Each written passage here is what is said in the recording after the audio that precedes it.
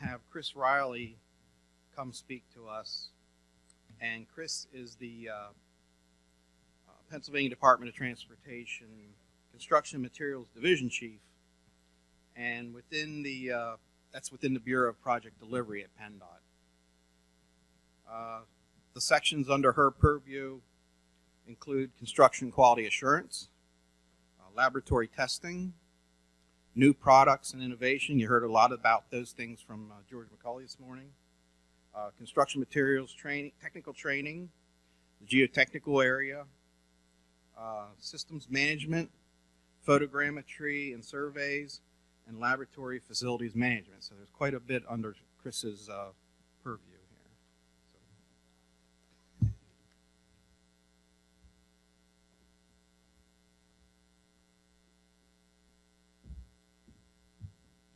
When he read it, it sounded like way more than I expected. Good afternoon, everybody. Enjoy lunch? Okay. It was awesome. John, I'm actually going to consider talking to you or Cindy, whoever coordinates lunch, if I have a personal event where I need to do a buffet. I'm definitely calling you for food options, because it always seems like it works out really well. So thank you for that. So John had asked if I could talk a little bit about workforce development and what initiatives that we're doing within PennDOT. And George McCauley did mention a little bit about that in his presentation today, but I'll talk a little bit in general about some initiatives and things that we're have already done. I'm not going to get into a ton of a lot of things that we will do, but I just wanted a few minutes to talk through it with all of you. So back in 2017, the ADEs for construction, our assistant district executives for construction, got together along with staff from the district and as well as central office staff and myself, and we wanted to come up with what we were calling a 5 to 7 year strategic plan and what we would look at in moving forward over those next 5 to 7 years. And we came up with a whole bunch of items, of course, but we really started to focus and knew that we needed to focus specifically on a couple of items in order to get some things done. So 3 areas of focus were: 1, workforce development and succession planning, which I'll talk a little bit more about. 2 was process type items. So, and I'll talk a little bit in general about that one. And then the 3rd being communications. How could we communicate better? What information could we bring to our partners, even internal customers and external customers, to try to find ways that we could communicate better. So the process team that we were working on, and some of you in the room may be part of this, one of the focus areas has been a large one, our Pub 408 specifications, everything that we pretty much revolves around for construction operations. We looked at doing a rewrite of some of the specifications. So taking special provisions that are out there on construction projects or put into construction projects and trying to find ways to eliminate those special provisions and make some things a little more consistent statewide. And also take some things that we knew that you or any of us knew that we may want to change within our spec book. So that's an initiative that's going on right now, and the intent is to have specs completed this year for the new update to the 408 in April of 2020. So that's the one initiative. And there's a lot of other things that are going on, but that's one of the main things for this audience. The second item that we talked about was the workforce development, and that's what John had really asked me to update on. From a workforce development standpoint, there's a couple initiatives that we have. One, and I know that some of you mentioned it earlier today throughout presentations, but we are looking for ways to broaden, the communication to those out in the public, to seeing what opportunities are here within the transportation construction industry. And looking at that from how can we get more people into our industry knowing that we have all these opportunities available to them, whether that's working for the contractor, a consultant, public, private, whatever the case may be. So looking at that as opportunities. So one of the things that had been done through the workforce development team was to develop a we looked at it for PennDOT from a standpoint of what could we do within our transportation construction inspector area. So we developed a little trifold brochure that we could take to recruitment events or utilize in various areas to show that there's opportunities here within the transportation construction inspection arena. And so there's opportunities that we'll continue to look at towards that end, but TCIs were definitely one area where we saw a gap and have a need. Let's see. So we'll continue those type of efforts. So, and really, when I should step back, for the workforce development area, we looked at 3 components: recruitment, training, and retention. So obviously the TCI component looking at from a recruitment standpoint. And these teams are led by 2 ADs for construction, Bill Kovach, AD for construction in District 12, and Mike Dybert, the AD for construction in District 1. So another initiative that we're working on currently, and some of you may be aware of it or not, is a training opportunity. So what could we look at to do to improve quality? And we looked at having construction training videos that look at the operational side of a certain activity. So that whether that's in this case a paving operation, we're looking at pipe, we're looking at all different aspects, safety. So right now we've completed 2 videos that can be used by anyone, meaning the contractor, FHWA, the turnpike, whoever would wish to, consultant industry as well. But it gives you a refresher right before going to an operation that you can then have an opportunity to see what are the main components that you may need to know about prior to that operation. So 2 of those videos have been completed. Actually, the 2 that have been completed is one on the concrete paving side and one on the asphalt side. We're currently working on 8 other videos that, again, will look at more paving opportunities as well as pipe and safety that I mentioned earlier. And we'll continue to do that because we find that, our feeling is that this will help to look at improvements within quality for construction. So our goal, though, would be to include the industry in that.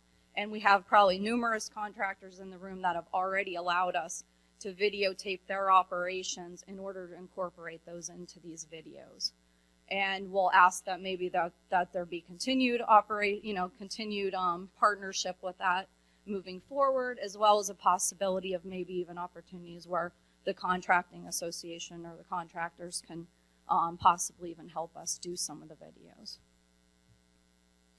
One of the other things that we're looking at is for our inspection staff was an inspector in charge manual. We found that this would be a good training tool.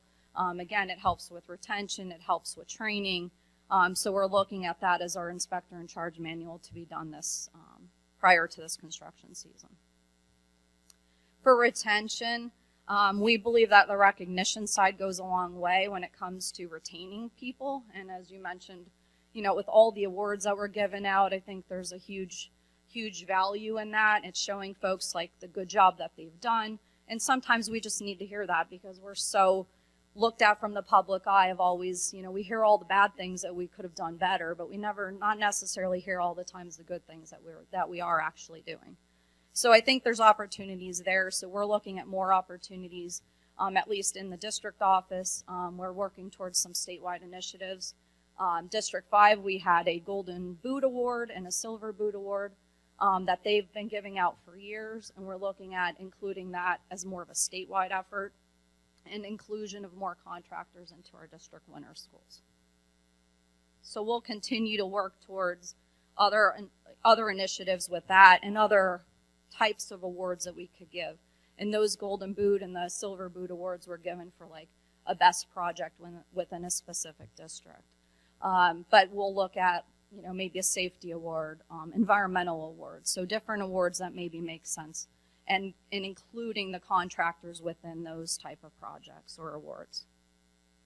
One of the other things we did in working with John and other our other industry partners was trying to have more inclusion in events such as this. where the department is sometimes limited in the number of people that we can send to events. So we've been working with John as an example for this conference to include a third person. We normally would have 2 people attend per district. We're working towards having more people inclusion from a design side or construction side to be included in these type of events. And that's meant to be for succession planning and such. So there's a lot of initiatives like that going on. As far as diversity goes, we're looking at diversity in all of our team efforts that we're working on. And then one thing I wanted to mention also is a kudos to ACPA as well for their inclusion of looking at the PennDOT. They worked with the PennDOT DVE Supportive Center as well as the Women's Transportation Seminar group to look for more opportunities to include diversity within our organization here. So thank you for that. And then the last thing, a little bit I just wanted to mention is our communication team effort. So we have Justin Blakeney, our AD for construction in District 3, is heading up the communication team. And with that, we're looking at a one-stop shop, if you will, for construction and materials, a SharePoint site that you would be able to go to. Hopefully we can get it externally facing, but it would have every document that you would pretty much need from a construction standpoint to go to if you needed a form, if you needed the training videos I mentioned. So we're looking to include as much information in that one-stop shop SharePoint site that we can, so that you don't have to say or call, various people for one item or another. So we're working towards that right now with IT. We've already identified all of that forms and information that we would want to share on it, but it would definitely be open for changes moving forward. And then the other item, the last item I'd mention is that we're working towards engaging. We have like specific activities within the districts where districts will include construction, like in construction meetings where we'll include design, conversations, and maintenance communications. But we really haven't done it from a standpoint of really like a full day effort of having a dialogue with maintenance and the design community when it comes to construction.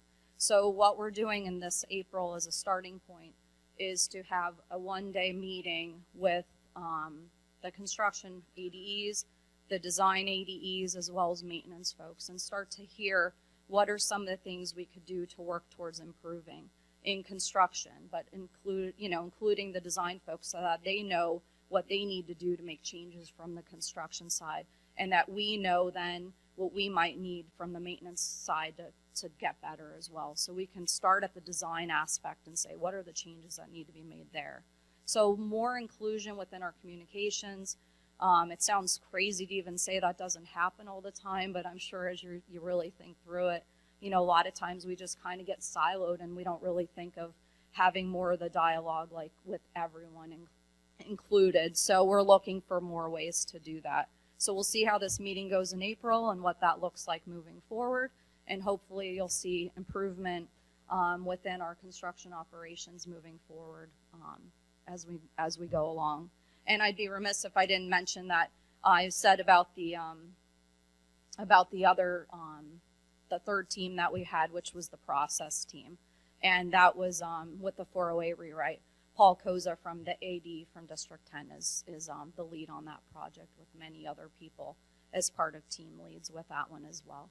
So with that, it kind of gives you a little bit of perspective of some of the things we're working on.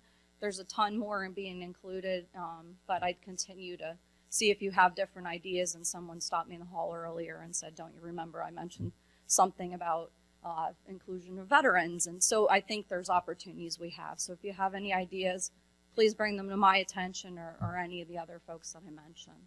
So thank you.